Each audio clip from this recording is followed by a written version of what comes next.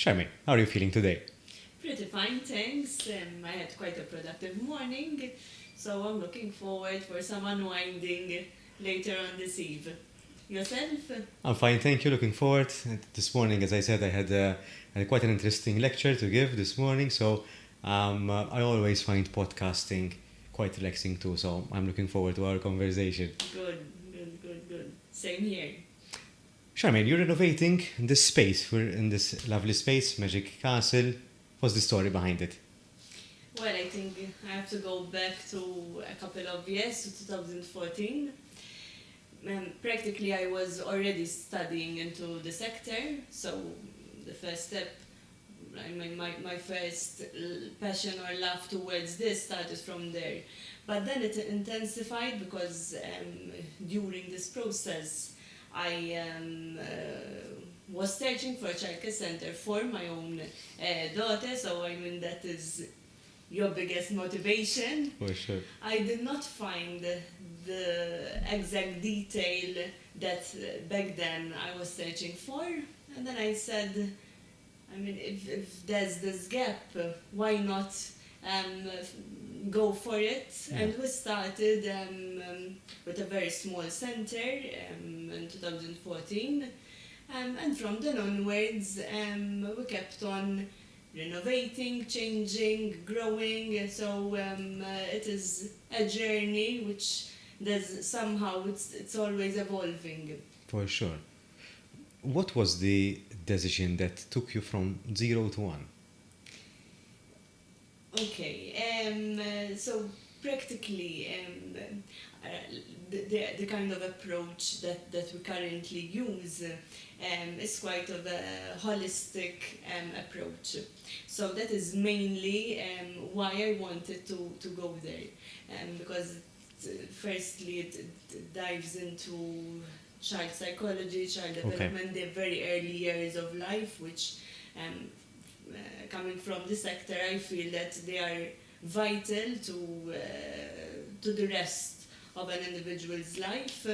I think that is the biggest drive, so that not having a system that maybe sometimes it limits an individual's creativity or uniqueness, rather than having a system and everyone falls into place and following that system. You have a system where it goes around the individual characteristics and personality and interests of each and every child, starting from very young ages, because we are born in psychology. First thing we do is the nature versus nurture. Yes. So we are born with individual characteristics, and then of course the nurture part either enhances those characteristics, maybe limit them. I don't agree that if it's something innate you would completely change that, but it does shape us. So I think that is the biggest drive, that what we're doing is reshaping tomorrow's generation in all senses. For sure. And you use quite an interesting concept. So as I was researching for this podcast, I've stumbled upon this concept of yours that you implement, and this, I think, your central philosophy to operate this childcare center.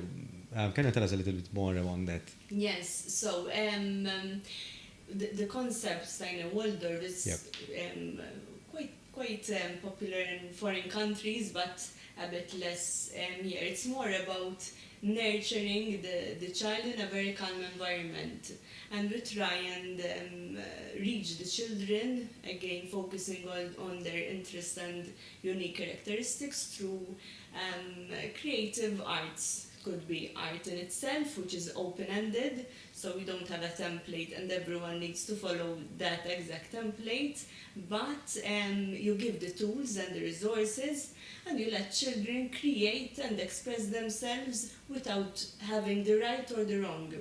So that is the concept when it comes to art sessions. Then you have the music sessions. So the kind of music that we use is not the commercial nursery rhymes. They are specific songs which are a bit more calming, and we try and emphasize that the educator sings for the child rather than having just the music being played. Reason being is that children learn through modeling, so even through the non-verbals and the way that we produce our speech and language helps them to gain more from that particular session.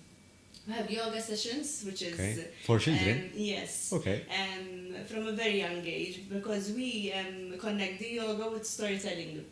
So whilst we're narrating a story, we're doing movements associated with that story. So it keeps the children much more engaging. They're following certain movements which will help their physical development, but also help them to maybe gain out of this a coping skill, which I believe that as they grow older, we tend to focus less on these coping skills.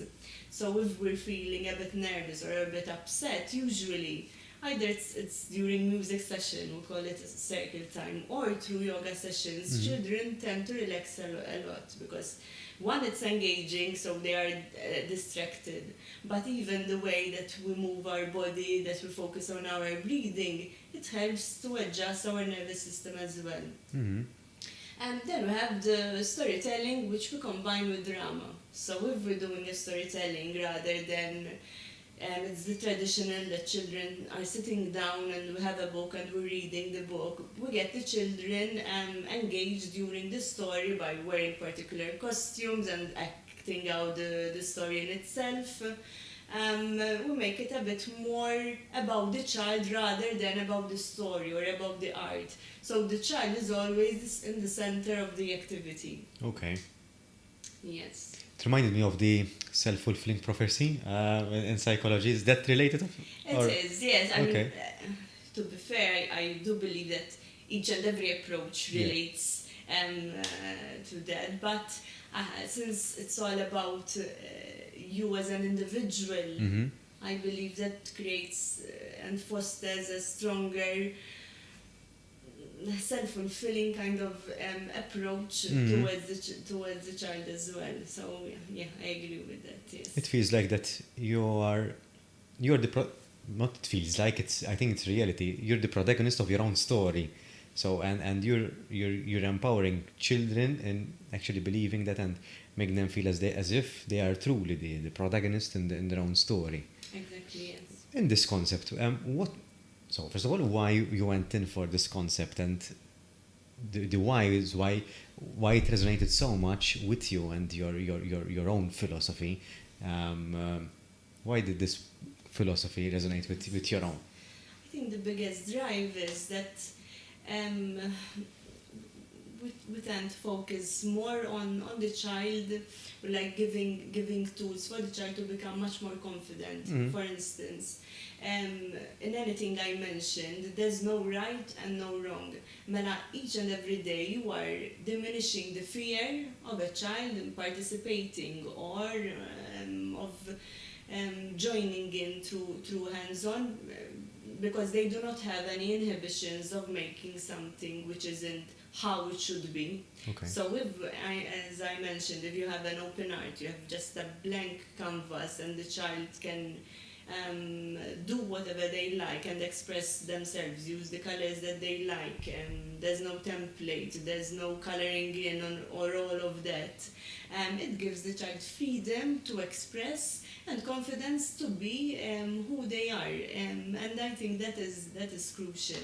We focus a lot on child-led as well. So it's not just the educator always leading the activity by providing the resources or narrating a story, etc. But it's important to give the children the space to create or choose to do whatever they feel like doing or where their interest lies. Child-led play, for instance, is where the child decides which resources they would like to play with. And the resources that we use in this approach are open-ended. That means that we use pine cones, for instance, seashells, resources which are open-ended. So, as we talked a bit earlier, if I provide a child with a telephone to play with, most probably the child will use that resource as a telephone. Yeah. So we already their creativity in half. On the other hand, if I provided a pine cone, that pine cone can be a brush, it can be a cell phone, it can be I don't know, anything which the child like their imagination has no limit over there then. So I think giving them the freedom and the space to discover their interests and their true selves, even from such a young age, without any fear of what is supposed to be like, I think that is the biggest drive that it gives me. That, and paired with the calming atmosphere. I am like in today's world, our children are surrounded with so much distractions and constant instant gratification, which I think we underestimate the downtime that the children need, even to be a bit alone, to be a bit less stimulated, and not all the time on the go. And I think that is crucial. We reach that through a number of things. As I mentioned, the kind of music that we play plays a big part. The colors that we use throughout the center, so we go for natural looking colors for a reason. The kind of lighting that we use also portrays a more calming atmosphere. The resources. So since we move away from plastic, even when the children are playing and they're playing with natural resources, the sound, the noise level is completely different from the usual commercial toys. So yes, I think the detail. I'm a person which devils is in the detail. Exactly. Yes. Yes. But you mentioned very important concepts, just freedom, self-expression, and at the center, self-growth in itself. How do you translate or transfer these skills now in your business? So how do you practice these skills in the real world in order to maintain and expand your business? Yes.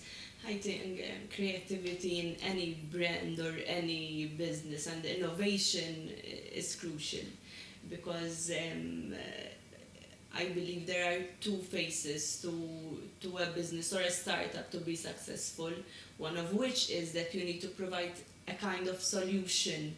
So there is a demand and you're providing the solution. That might be the least creative part, but then adding in add-ons, these add-ons that creates more innovation. So we know I might be aware that I have a demand, so I go and search for a solution. But with the innovation and creativity, then I'm offering you something which is ultra of what you thought might be your need. Yeah. And I believe that is what differs.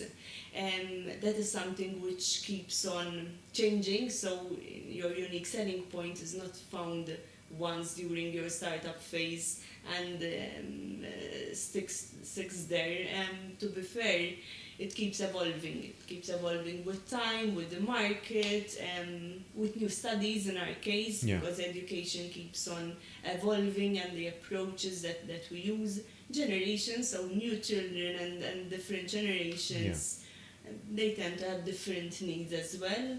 So I think combining those two phases and keeping yourself well informed and evolving is crucial, in my opinion.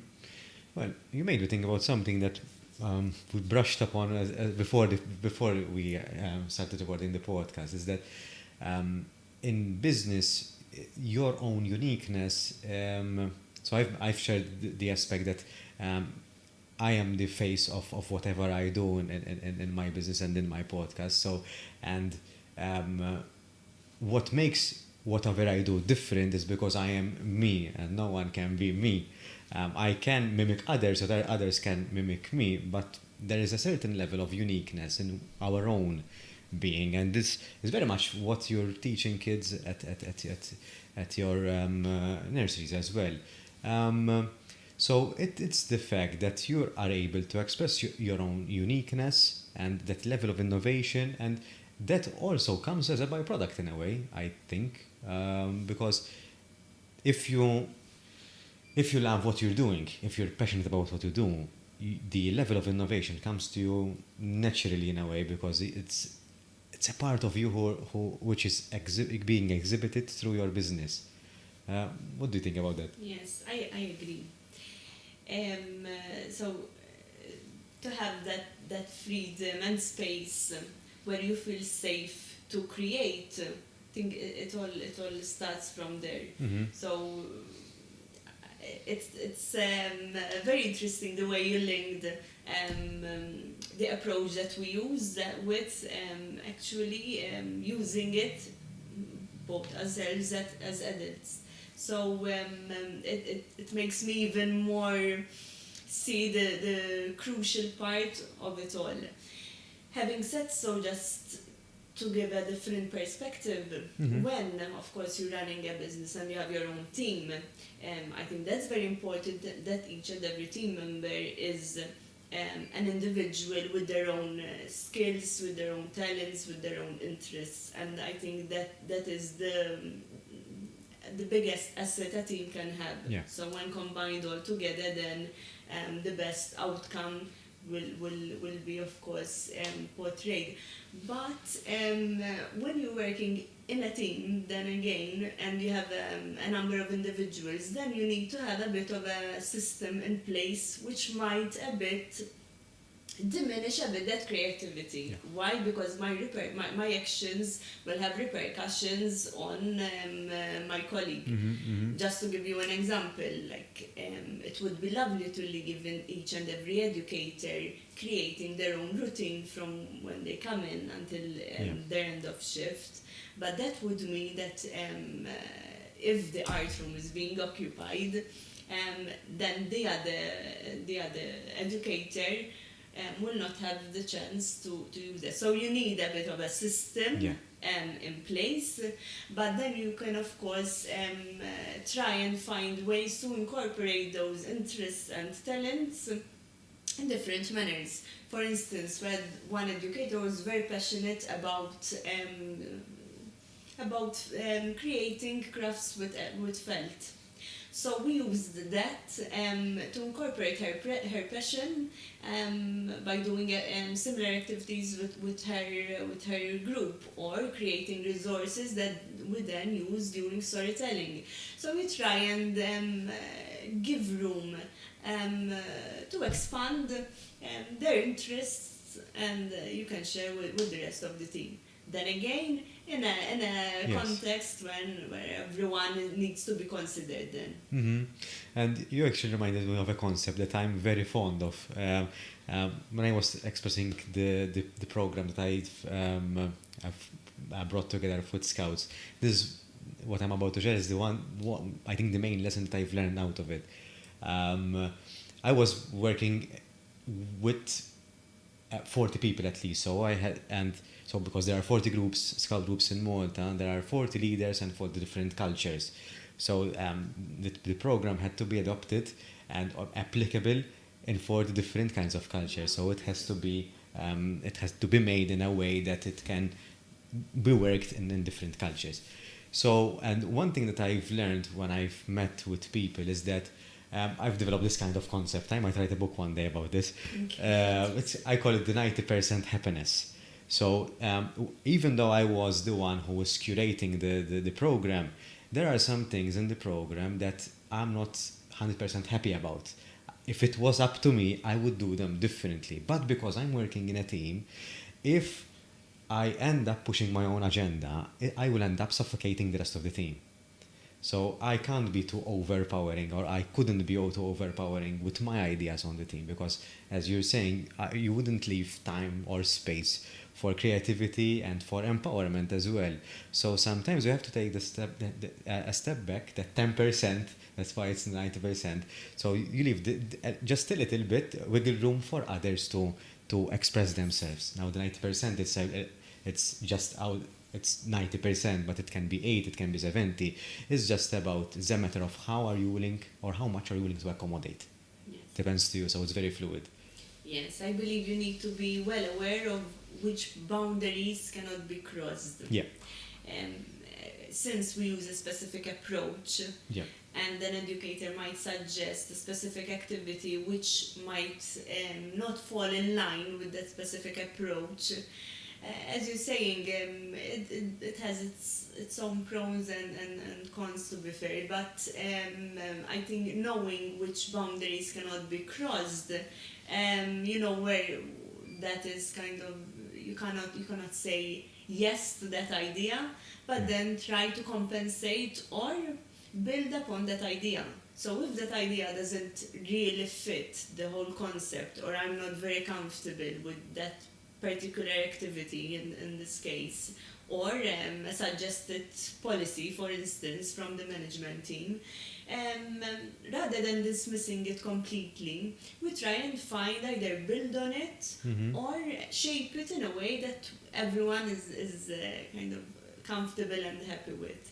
But I do believe it's very important to have different perspectives, because earlier on when we were pre-chatting, I mentioned that I believe part of the success is that I have been in each and every role that this company has, and that gives you an insight of the challenges and the expectations from each and every member. But having different perspectives, because each, since you evolve and your roles changes, someone who is on the ground, for instance, can have a different perspective from the management position, for instance. So having everyone on board and listening to what the staff members or the team members have to offer is important. Then again, I think then we need to understand that not every proposal and not every idea can be taken on board. Yeah. So there is this fine line between making sure that you are empowering your team members, that you are portraying the message that you are listening to them and hearing whatever they would like to express. But at the same time, then you have to take certain decisions which are, because you can have two team members which have conflicting ideas. So you then need to see the overarching picture and decide accordingly then. I think as the business owner and as the person with who embodies the vision, sort of, I think you're right in saying that you are not the peacekeeper, but the person keeping the boundaries in check. So it's good to see what you can accept and what you can't. On a more practical note, what was the moment that made you realize, I need to employ the first person? Okay, in our case, it's pretty much straightforward, because we regulations, of course, say that certain ratios, you need a number of educators with a number of children. Yeah. So as soon as we saw that there's a demand which is growing, then of course complications a bit came in, because to choose the right staff members is quite a big thing, especially in this sector, because it is a service provision. So we have the premises, which is the product. We might have the curriculum, which might form part of the product, but at the end of the day, it is the educator who's giving the 90% again of the service to the children, to the parents, and all of that. So yes, the flip from self-employed to growing your team is very challenging, and it is a completely different journey, in my opinion, but it is very satisfying as well. So yes, as soon as we saw that the demand was growing, I mean, it goes automatically that we need to employ different people. I used to do, again, the administration, being the educator, which was in a way simpler because I had full control. For sure. But yes, it's much more interesting and to work with like-minded people as well, and even on a level of support, and to evolve you need to have people around you, of course, who are pushing the same vision and agenda. Mhm. What role does your family play in this regard to support you in your business journey? Yes, as I said, my daughter was my biggest motivation Yeah. to start all of this. Um, I have a lot of support. So if I set my mind into something or I am working long hours, I can't go home and start everything from scratch. That would, in my opinion, would be overwhelming. So I think the division of roles is very, very important. Support is, I think it's crucial, because if someone close to you is not believing in the same idea, or if you need time to work, or you have certain chores to be done, if they're not done, there's a problem there. So yes, you have to limit and to balance. You can't be 100% in each and every place at the same time. So then again, the life skills and soft skills that everyone lately is aware that they're crucial, I think they play a vital role. Time management, for instance, in my day-to-day, if I did not have time management skills, I would definitely not do half of the things I do throughout the day. Mhm. Then again, the way I also raised kind of my daughter, she's quite independent as well in her own way. So that is also helpful for me. Okay. A simple example, if she starts her homework or finishes her homework by herself, that already gives me more time. For sure. But if I had to give, an instance, one-to-one attention during her after-school work, then I need to deduct that time from elsewhere. So yes, I think it's a matter of prioritizing as well, and then setting your routine and managing your time accordingly. Mhm. When it comes to to business, how? Okay, so when it comes to decision making of your business, how? What goes through your mind? So, family, stakeholders, how do you process decision making with everything that is happening and with everything on your mind? How do you dedicate time to do research about a particular situation that you need to decide upon? Because obviously to do decision making, you need some room for creativity and problem solving. How do you find that time, and what keeps you inspired to? Yes. I don't believe I have a specific answer or a specific kind of procedure or system which I do. I think you mentioned it earlier. If you're passionate about the job or whatever you're doing, I think it comes a bit in a natural manner. But for sure, constant management meetings are a priority for me, because So communication. yes, Okay. communication is definitely key. But across the board, because we do, for instance, the monthly staff goals, and I believe that like when we discuss, so what went, what happens during this month, what can we work more on, what were our strengths, but where do we need to guide more our team members, and that gives you automatically, you're evaluating your journey so far, and taking action to always, of course, strengthen and improve the path, or even the guidance that we need to take.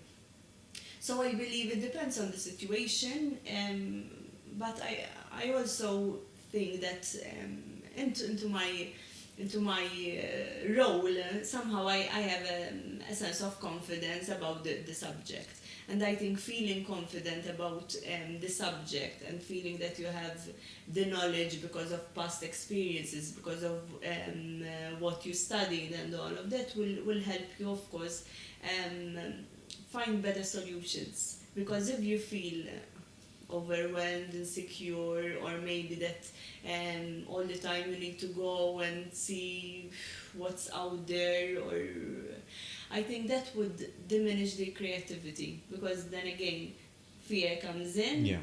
and with fear, the creativity is, at least in my case, when I feel a bit overwhelmed, etc., creativity is lowered.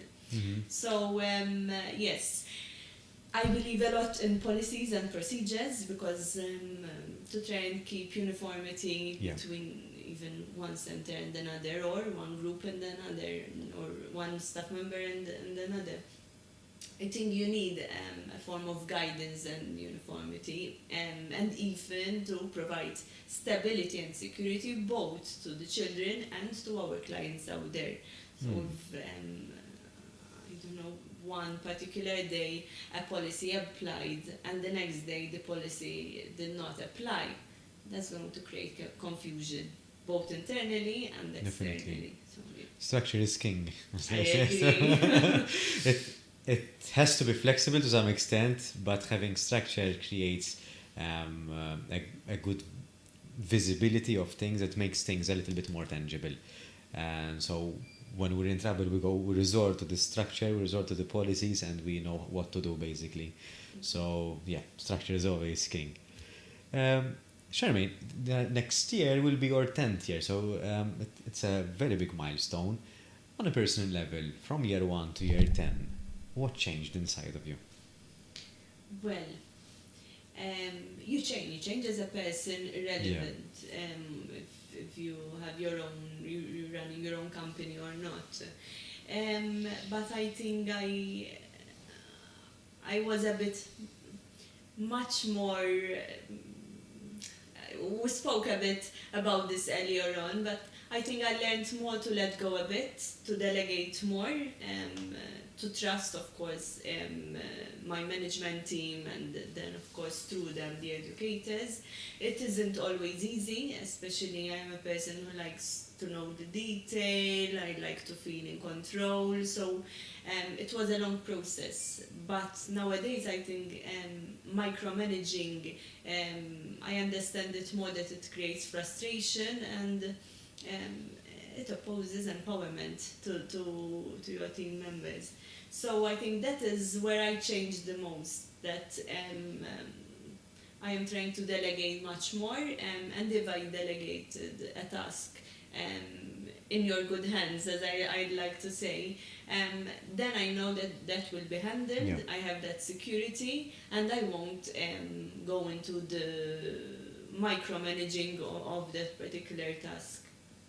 It wasn't easy, again, because again, since I am a person who believes detail is everything, to go into details, you end up micromanaging. Yeah. So, yes, it's a process, but I think throughout these 10 years, I think that is where I changed the most, letting go and trusting more. Are you involved in recruitment? Directly involved? Yes, I'm, again, throughout these 10 years, I used to be 100% involved. Now I have the management members, which also I believe it's important that they are involved as well, and I am, of course, involved partly in the recruitment as well. Okay. What traits do you look out for so that you can build the trust you need in order to feel comfortable in delegating tasks? Yes, I think number one thing for sure is positivity. And we have it also in our policies. So I think working with children, everyone has their own burdens, I understand that, and we have an open door policy that anyone can come and speak to the manager, etc.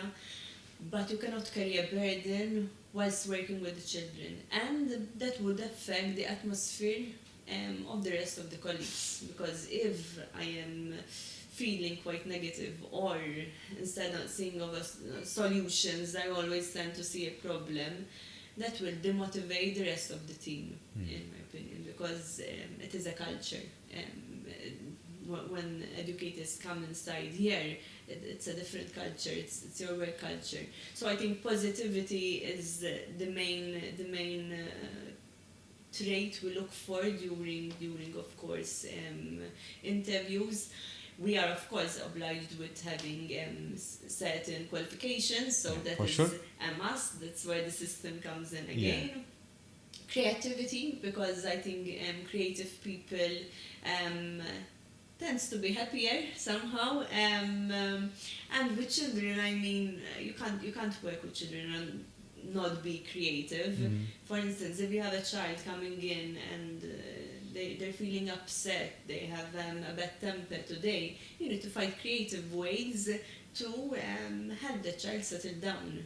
And one way might work with one child and not with another one. Very or true. one day that will work, the next day it will not. So yes, having creativity brings with it then patience. Because if you are creative and you are prone to solve these little problems throughout your day, then automatically, once you have that approach, you are much more positive as well. So yeah. Did you ever have some sort of eureka moment when working directly with children? Well, not that I can think of, honestly. But pretty sure this is my own kind of experience. So yes, for sure. Yes, I don't exclude that, but I think it's a very broad subject. I don't believe there's a particular or specific argument kind of I can literally delve into, to be fair, right. because it is something which builds upon each other. So yeah. All right.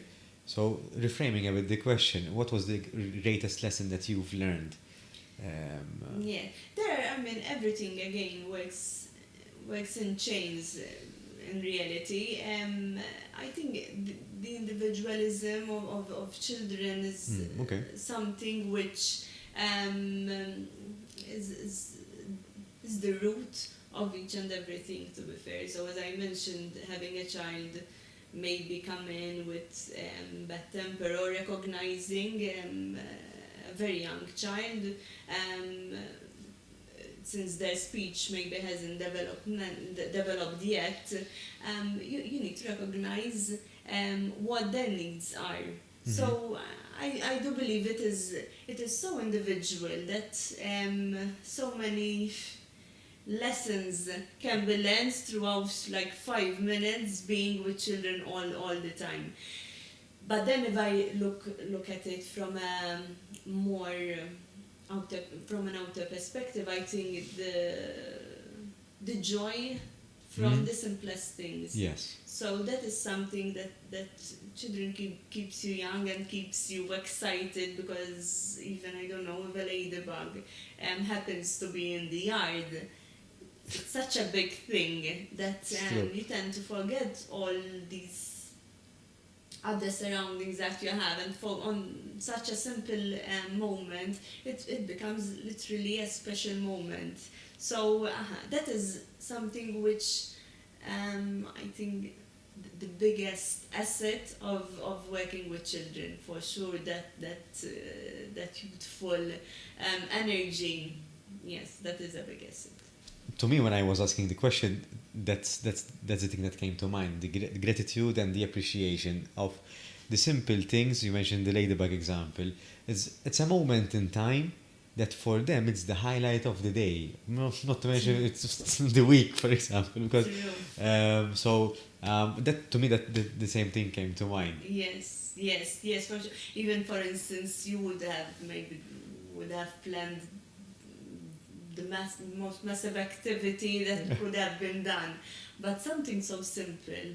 I don't know, if my peer gave me shared with me a particular ball, the minute they go out to the parents, they just mention that little thing. So yes, they live in such a much more pure reality, and I think that is very fascinating, to be fair. Yes. Maybe an ending question, but if you were to meet yourself 10 years ago, knowing what you know now, what advice would you give yourself?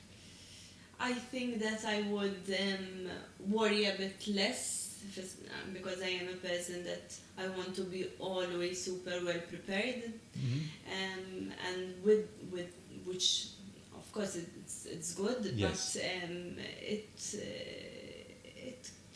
it brings with it certain burdens that you tend to lose what we just mentioned now. So the small moments which might you lose the appreciation because you're worried about things that you can't control. So what you can't control, you can't really worry about. So I would be a bit more present in that sense. Being well prepared, mind you, is something which I find is very important.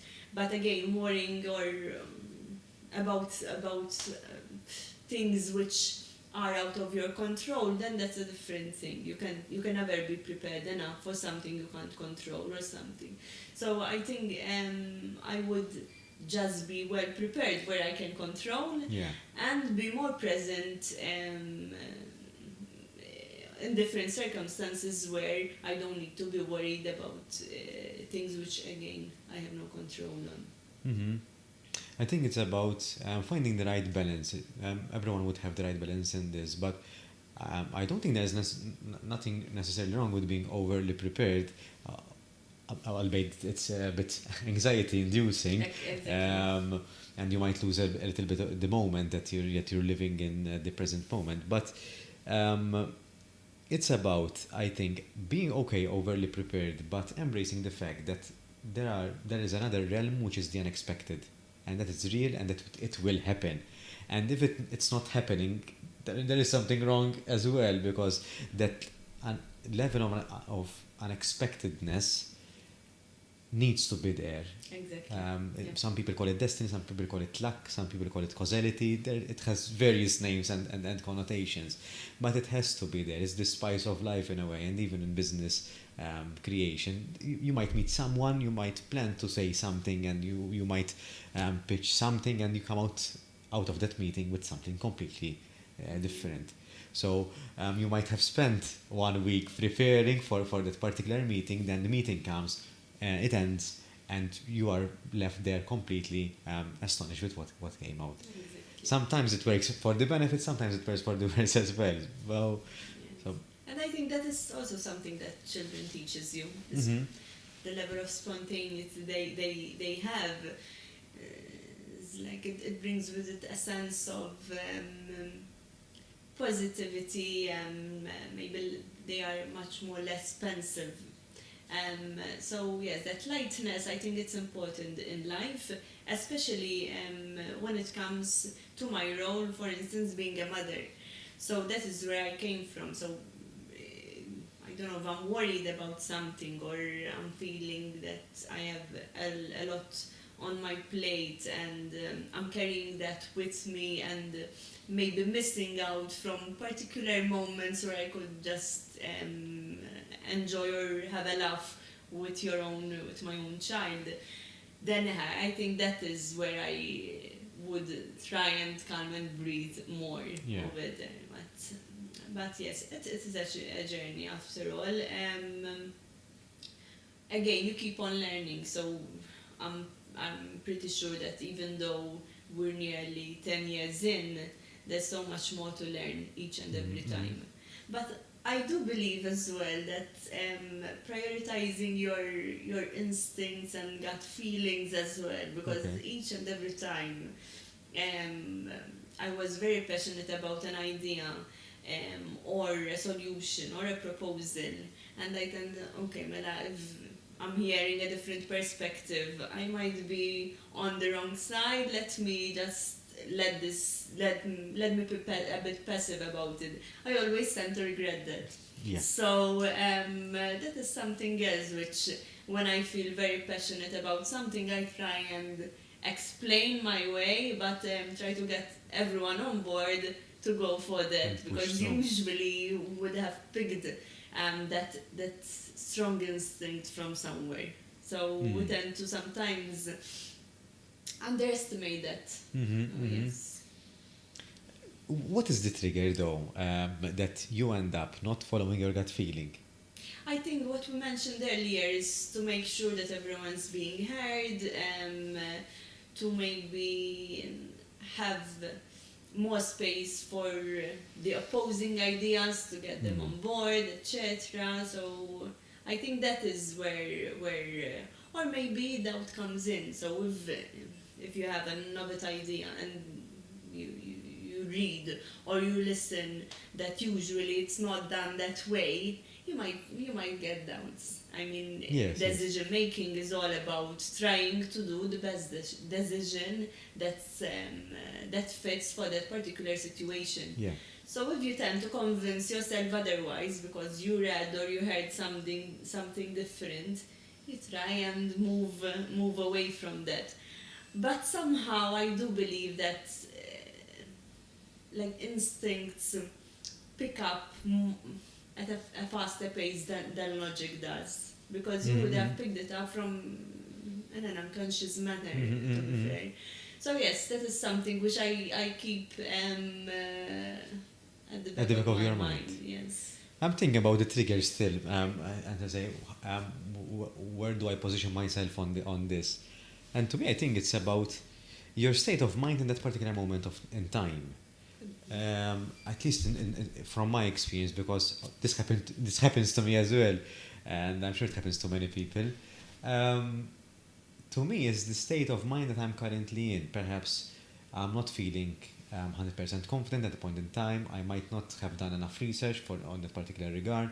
It might be something completely new, but somehow it boils down to the fact that you believe that no matter what, you're going to get out of it. If that belief is not as strong at that particular time, because even though, so I'm the type of person who believes that I think I'll find a way. If I'm in a pickle, I think I'll find a way. But if we are to imagine this as a flame, the flame is not always burning as ferociously as it depends on your mood and moods, what's happening in your life.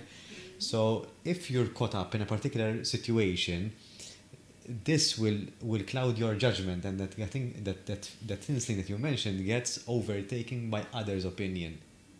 I do believe that's a bit different though, because what I'm like this kind of instinct where you try and picture different situations, it's different from the instant, the impulsive decision making. So taking a decision on a particular state of mind, for me that is more impulsivity rather than the instinct and gut feeling about a particular situation or a person, etc.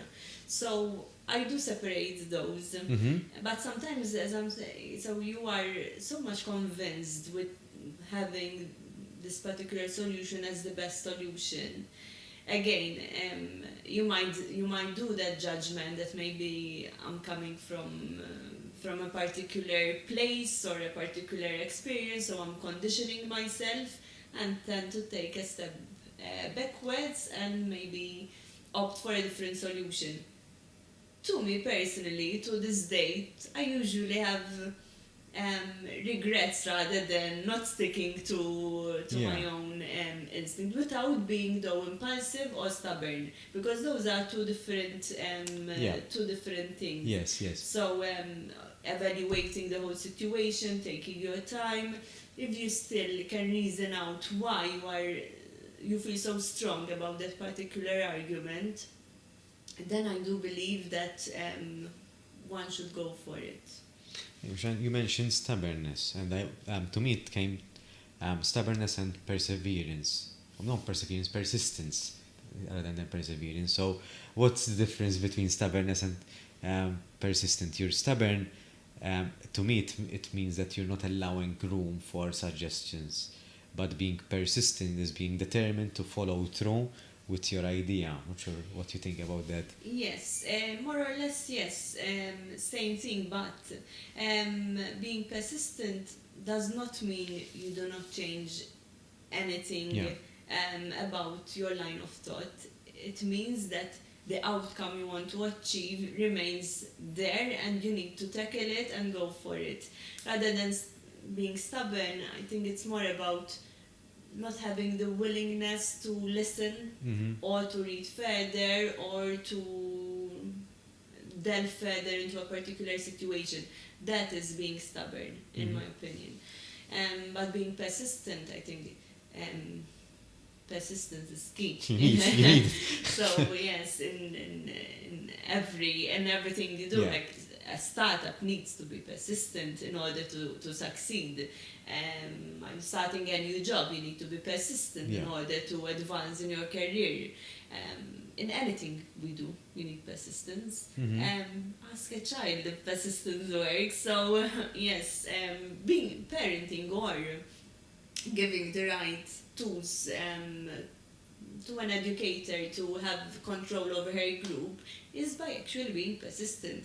Because if a child throws a tantrum, maybe, and they get in return what they shouldn't get because they're asking for something which shouldn't be given during that instance, by throwing a tantrum and being persistent in their way, if the educator there gives in and provides that particular, I don't know, object, like, I don't know, if we're ready from lunchtime, the fork needs to be taken away and we move to a different area. If the child needs to hold on to that fork, we know that cannot be done. So if the educator gives in there, the next time the child will throw a bigger tantrum because they will be aware that by being more persistent in that manner, one might give in. So persistent works in different ways and means. But it needs to be there always in order to succeed in anything. And to be fair. So yes, but we went into a rabbit hole. Yes, true. But I enjoy dissecting these kind of concepts because it helps me understand or to view things from a different perspective too. Because sometimes we are too much in our own heads and we tend to ruminate on things that are a bit random but still important because you need to have an idea. So what do I mean by this? That sometimes if you see things as in a granular way, you'd be able to understand the dynamics and tie it in with the business. Because this thought popped up to my mind as well. When having a business, I think it's very important to have the bigger picture in one side in one eye, and then the other one you'd have the smaller, not the smaller picture, but the micros of things. So one side is the macro and the other side is the micro. You need to have good visibility over the two because the macro helps you stay motivated because you're seeing the bigger picture, but at the same time the smaller wins are very important because they contribute to that as well. Agreed, yes. I think you cannot have one without the other. And if you don't have alignment between the micro and the macro, then something's wrong and you'll miss a big part of the direction that you're leading to be fair. So yes, I believe that alignment between the two without trying as much as possible to micromanage, but to keep your awareness over the micro things as well is important. Again, the macros should be based on the micros after all. So yes, I agree with that. Yeah. Very well. Charmaine, thank you for being here. It's been a pleasure. Same here.